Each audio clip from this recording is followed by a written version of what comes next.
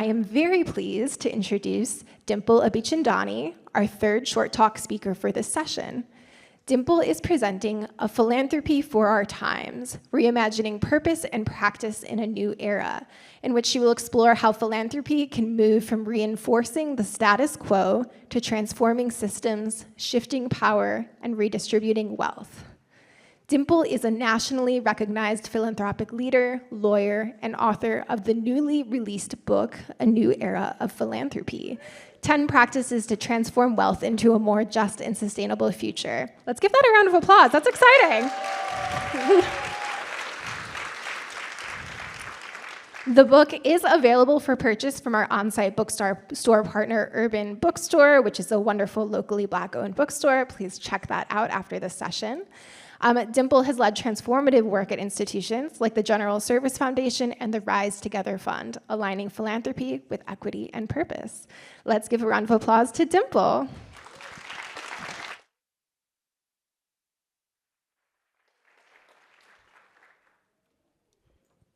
Good morning, everyone. Can everyone hear me? Yeah. Oh, it's so great to see you all. So, I'm really excited to share a new era of philanthropy with you all. And we're going to do a little bit of time travel to make that happen. And so we're going to start this conversation in the future that we all long for. So if you feel comfortable, I'm going to ask you all to close your eyes.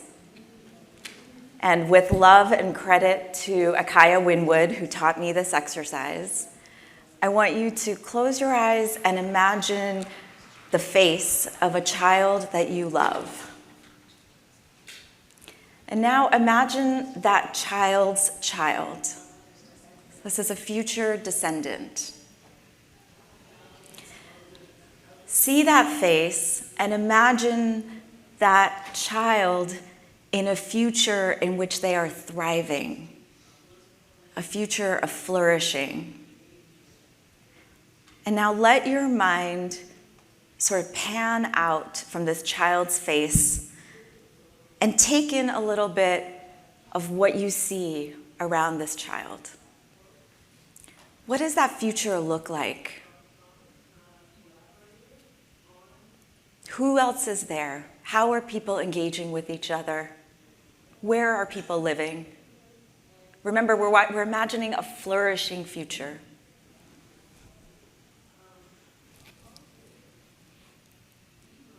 Take a deep breath and open your eyes.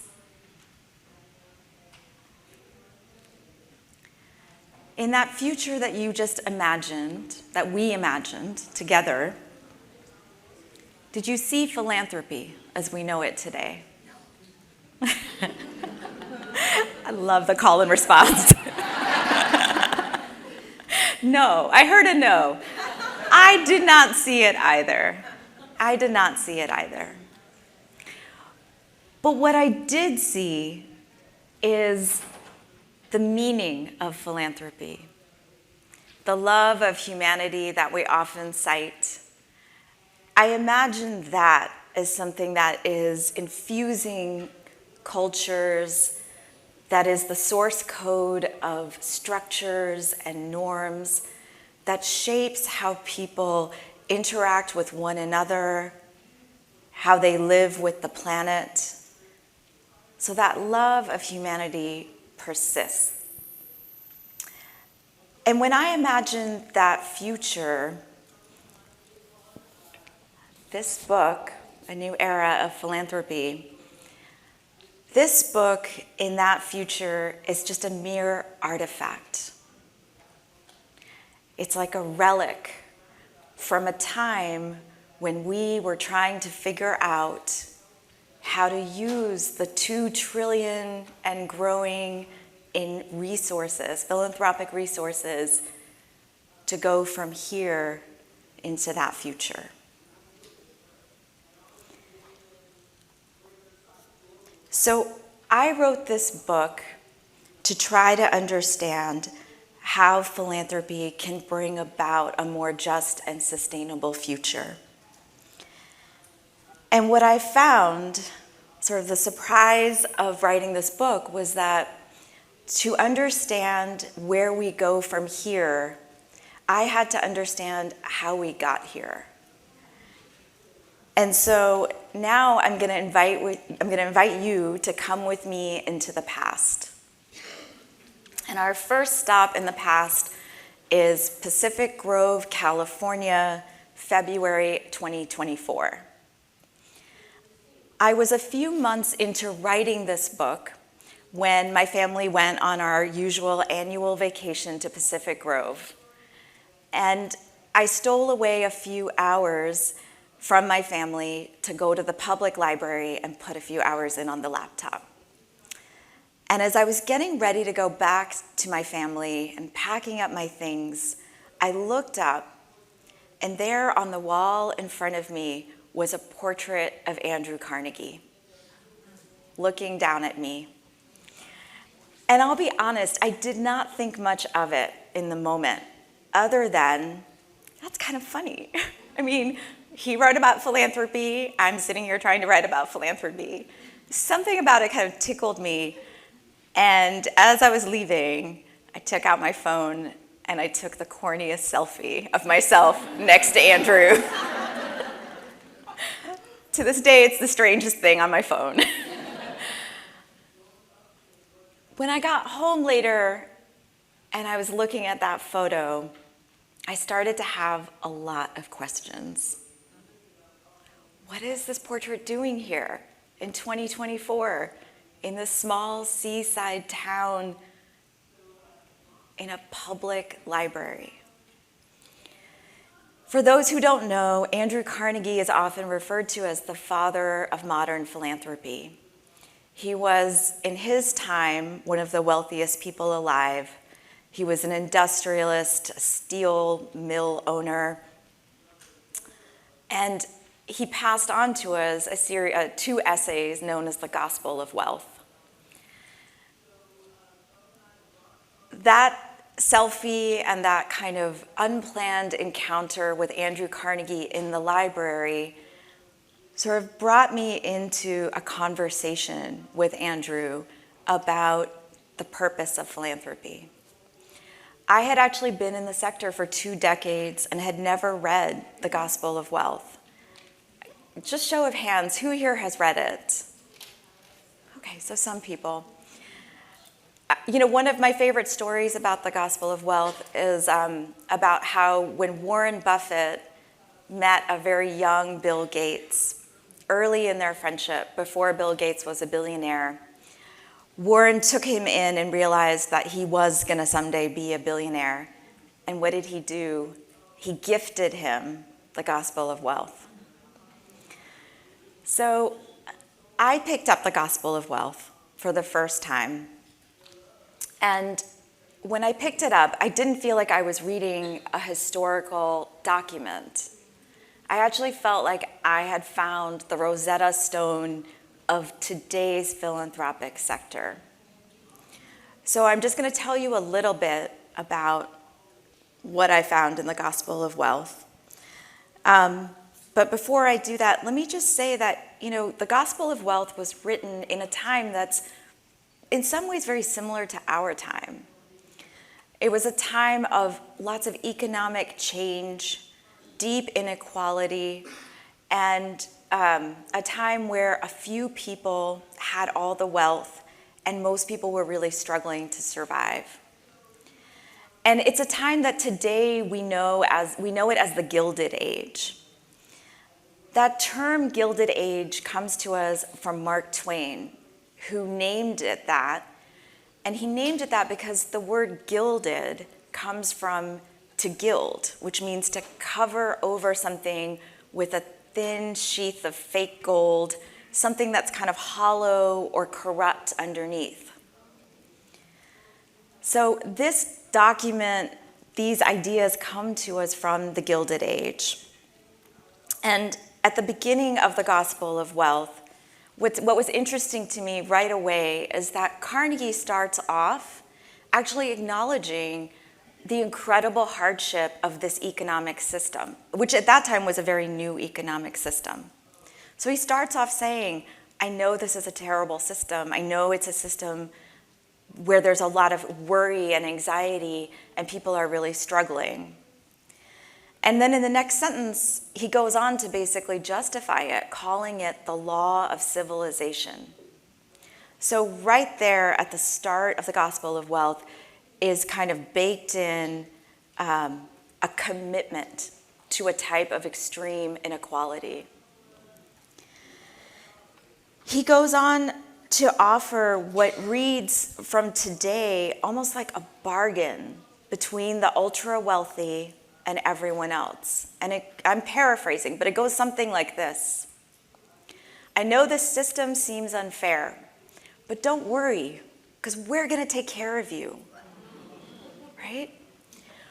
And we're going to do, with all this money that we're making from this system, we're going to do things that are better than what you could have done had this money come to you in small sums. And to be clear, by small sums, what he meant was wages, right? So there's kind of a bargain in there. And, Carnegie really believed that billionaires become billionaires because they know best. And I am guessing most of us in this room have at some point in our work encountered the blueprint of billionaires know best, right? So here's the most important thing that I learned from my time with Andrew. He was very clear about the purpose of philanthropy. This is the only quote I'm going to read you guys, okay? He said in the Gospel of Wealth, "It's criminal to waste our energies in endeavoring to uproot when all we can profitably or possibly accomplish is to bend the universal tree of humanity a little in the direction most favorable to the production of good fruit under existing circumstances." To paraphrase, what he's saying is philanthropy will not be used to shift who has power and wealth. We're going to do a little bit of good, okay? In my book, I call his philanthropy gilded philanthropy. Because what it did and what it does, because let's be clear, this philanthropy is not gone. What his philanthropy does is it covers over the harms of extractive and exploitative systems. It dresses them up with a thin sheath of gold, right? And this legacy, it still dominates the sector today, right? I'll give you an example. We today are in a sector that still on average invests 5% in social change, while we have 95% invested in the status quo, right? If that's not gilding, then I don't know what is. And so the legacy, the offering that Andrew passed on to us and that still exists 140 years later is a philanthropy that at its heart is about preserving the systems that shape who has power and who has wealth. What became really clear to me as I understood this is that we need to leave that model behind, and we need a purpose for our times. And so with that, I'm going to bring us into this present moment. So I don't need to tell you this, but we are living in a time of polycrisis. It's been about a decade since we've had the luxury of experiencing just one crisis at a time, right? But most days we're living through escalating inequality, a democracy under attack, and a climate disaster unfolding, right? And the thing about the polycrisis is each one of these crises, they compound the other. And what's important to know is that at the heart of each of these crises is a crisis of power. right, is a crisis around who has power and who has wealth. And so what we have to do in this time is exactly what Andrew said we can't do. We have to use philanthropy, the excess wealth of the last 140 years. We have to use it to transform the systems that shape who has power and wealth. We need a new purpose of transformation. The good news is that for the last decade, we, many of you in this room, have been planting seeds of this new era. I see those seeds emerging when I see us investing in our democracy by investing in those that are most marginalized within it. I see the new era emerging when I see foundations like the Walter and Elise Senior Haas Senior Fund making 7-year grant commitments. That's shifting power, right? That's giving stability and a runway. When I see foundations that are spending for purpose, not perpetuity, I see the new era. When I see people evolving their governance to be more participatory, to be more proximate, they're planting seeds of this new era. Funders who are afraid of being attacked but are still standing with marginalized communities today, they're planting seeds for this new era. I want to be clear about something. When I named this book A New Era of Philanthropy, I wasn't trying to declare victory. I wasn't saying our job is done. I was calling for more of us to fully embody and practice a philanthropy that's rooted in transformation. And we've been planting these seeds and we can see them sprouting. And I'll be honest that in moments, I feel like there's this garden that's starting to bloom and I can see this exterminator that's in the distance. So I want to just say a couple of words about the attacks because it's in the air. And I know people are concerned about it. We talk a lot about how right now what is under attack are systems that support our democracy.